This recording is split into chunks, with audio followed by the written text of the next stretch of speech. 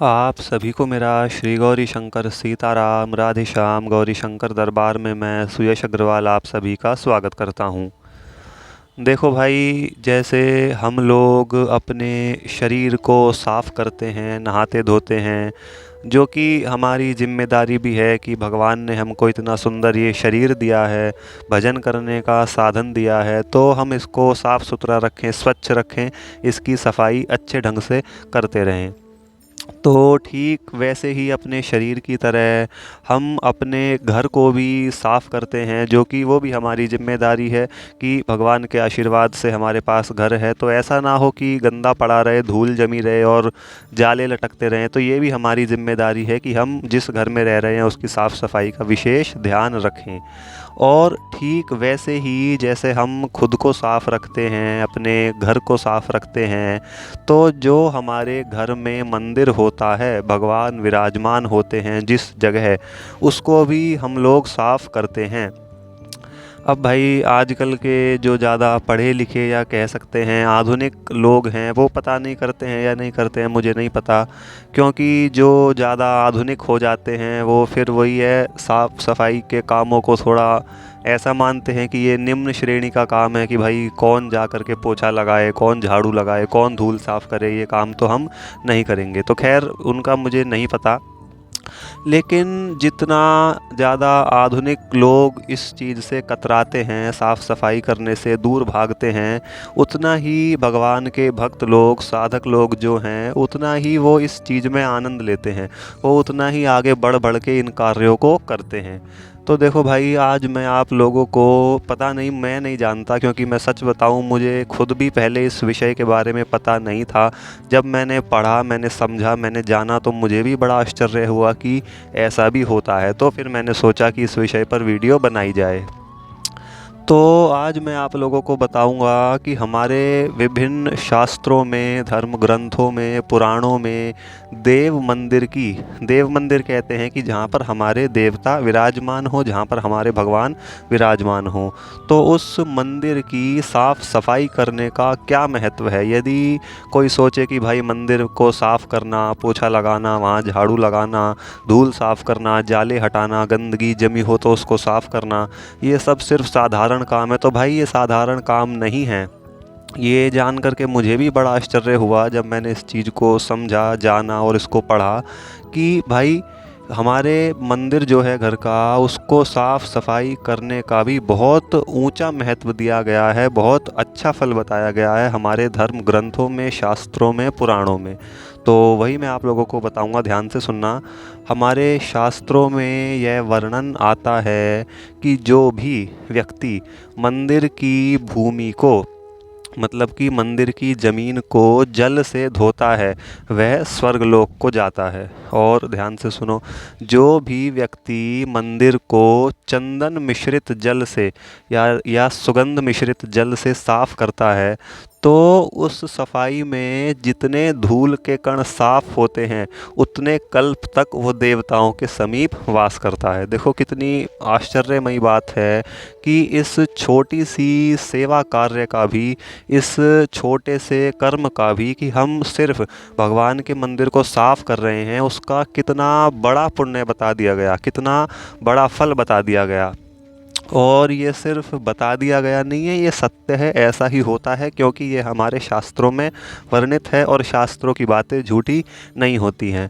तो भाई इस चीज़ को सोच करके देखो कि धूल के कण तो कितने साफ़ होते होंगे, धूल के कण होते ही कितने बड़े हैं।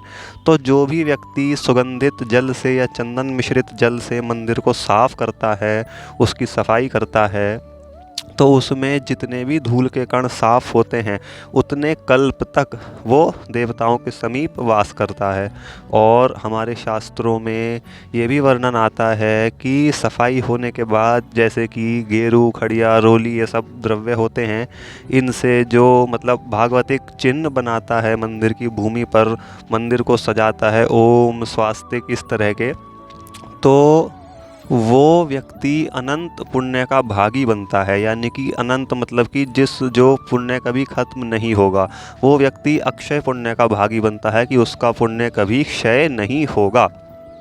और जो नित्य प्रति अपने देव मंदिर की सफाई करता है, जल से धोता है, जल से साफ़ करता है, जमी हुई धूल को साफ़ करता है, यदि जाले लग गए हों तो उनको साफ़ करता है, तो जैसे जैसे उसका मंदिर स्वच्छ होता है, ठीक वैसे वैसे ही उस साधक का हृदय भी शुद्ध होता चला जाता है, उसका हृदय भी निर्मल होता चला जाता है, वो दीर्घायु को प्राप्त होता है और सभी प्रकार के सौभाग्यों को प्राप्त होता है।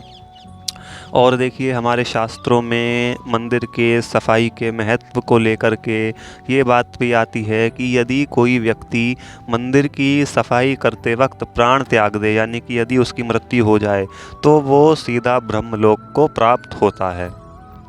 भाई देखो, इतनी महिमा है देव मंदिर की सफाई करने की, केवल इतना महत्व है कि हम अपने घर के मंदिर का साफ़ करें तो उसका कितना ऊंचा फल बताया गया है, उसका कितना अच्छा महत्व बताया गया है, कितना महत्वपूर्ण बताया गया है कि भाई यदि हम सिर्फ इतना कर लें तो हमको इसका फल मिलेगा। अब देखिए यार, सेवा कोई भी बड़ी छोटी नहीं होती। यदि मन में अभिमान ना हो, मन में स्वार्थ का भाव ना हो, उस सेवा के प्रति कुछ लेने का भाव ना हो कि भाई हम ये कर रहे हैं तो इसके बदले मुझे कुछ मिले, कोई मेरा सम्मान करे, कोई मेरी तारीफ़ करे, यदि ऐसा भाव ना हो तो छोटी सी सेवा भी बड़ी महान सेवा के रूप में बन जाती है। श्री भरत जी ने तो भगवान श्री रामचंद्र जी की चरण पादुकाओं को भी अपना जीवन बना लिया था, चरण पादुकाओं की सेवा को ही अपना जीवन धन मान लिया था कि भाई आज से यही मेरी सेवा है, सभी लोग जानते होंगे। अब देखो, मैं आपको एक चीज़ और बताता हूँ, मेरे अभी अभी ध्यान आया। शास्त्रों में 5 प्रकार की पूजा बताई गई है भगवान की। उनमें से पहली पूजा जो है, खैर विस्तृत में तो इस विषय पर फिर कभी आगे वीडियो बना दूंगा पांचों पूजाओं के बारे में, लेकिन पहली पूजा जो है उसका नाम है अभिगमन। और उस पूजा का अर्थ यही होता है कि मंदिर की साफ़ सफाई करना, मंदिर में लगी गंदगी को हटाना, और जो कल पूजा करी थी उसमें जो सामग्री चढ़ाई थी उसको हटाना, मतलब कि यही सब, मंदिर में पोछा लगाना, सफाई करना, जाले हटाना, यही सब होता है। तो ये शास्त्रों में पहली पूजा बताई गई है। 5 प्रकार में से पहली पूजा का नाम है अभिगमन, जिसका मतलब यही होता है कि मंदिर की साफ़ सफाई हम रखें। तो भाई देखो, जितना अपने घर के मंदिर की साफ़ सफाई हम रखेंगे उतना ही हमारा जीवन भी साफ़ सुथरा रहेगा। ऐसा ना हो कि हम पूजा पाठ तो कर रहे हैं लेकिन जहाँ हमारे भगवान विराजमान है वहाँ धूल जमी हुई है, जाले लगे हुए हैं और महीनों तक कोई साफ़ सफाई ही नहीं हुई। हम खुद को भी तो रोज़ ही नहाते हैं, खुद को भी तो रोज़ साफ़ करते हैं और समय समय पर अपने घर को भी साफ़ करते हैं। तो यदि नित्य प्रति ना हो पाए तो भाई हफ्ते में एक बार, कम से कम 15 दिन में एक बार तो साफ़ सफाई हो ही जानी चाहिए मंदिर की। मंदिर गंदा पड़ा रहे और हम कितनी ही पूजा पाठ करते रहें, उसका फिर कोई फ़ायदा सा तो खैर क्या ही कहूँ, लेकिन आनंद सा नहीं है कि भाई हम जहाँ पूजा कर रहे हैं, जहाँ हमारे भगवान बैठे हैं, वो जगह गंदी पड़ी हुई है। और इस पूजा का ऐसा भी नहीं है कि कोई फल नहीं मिलता है, इन कर्मों का कोई आधार नहीं है, महत्व नहीं है। लेकिन देखो, जिसके हृदय में भक्ति होती है उसके हृदय में फिर फल की इच्छा भी नहीं होती है कि हाँ भाई मैं ये कर रहा हूँ तो मुझे इसका कुछ फल मिले। लेकिन फिर भी मैंने बता दिया है कि हमारे शास्त्रों में मंदिर की सफाई का कितना महत्व है और उसका किस प्रकार का फल है।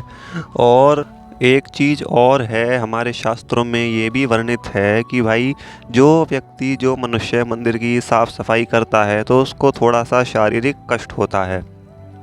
अब शारीरिक कष्ट से यहाँ पर अर्थ ये नहीं है कि बहुत ज़्यादा उसका दर्द होता है, शरीर टूट जाता है, ऐसा नहीं है। लेकिन हम पोछा लगाएंगे, धूल साफ़ करेंगे तो हमारा शरीर को थोड़ा सा कष्ट होगा, भाव ये है। तो हमारे पुराणों में ये भी वर्णित है कि उस शारीरिक कष्ट को कष्ट ना मान करके तप रूप मानना चाहिए, यानी कि उतने समय ये माना जाएगा कि उस व्यक्ति ने अपने शरीर से भगवान की तपस्या करी है। तो भाई देख लो कितना बड़ा महत्व है केवल किस चीज़ का, कि जो हमारे घर में मंदिर है उसकी सफाई करने का, उसको हम साफ़ रखें, उसको स्वच्छ रखें, साफ़ सुथरा रखें। ये हमारी जिम्मेदारी है, ये हमारा कर्तव्य है। तो चलिए फिर मिलते हैं ऐसे ही किसी विषय के साथ। सभी को मेरा श्री गौरी शंकर सीताराम, राधे श्याम।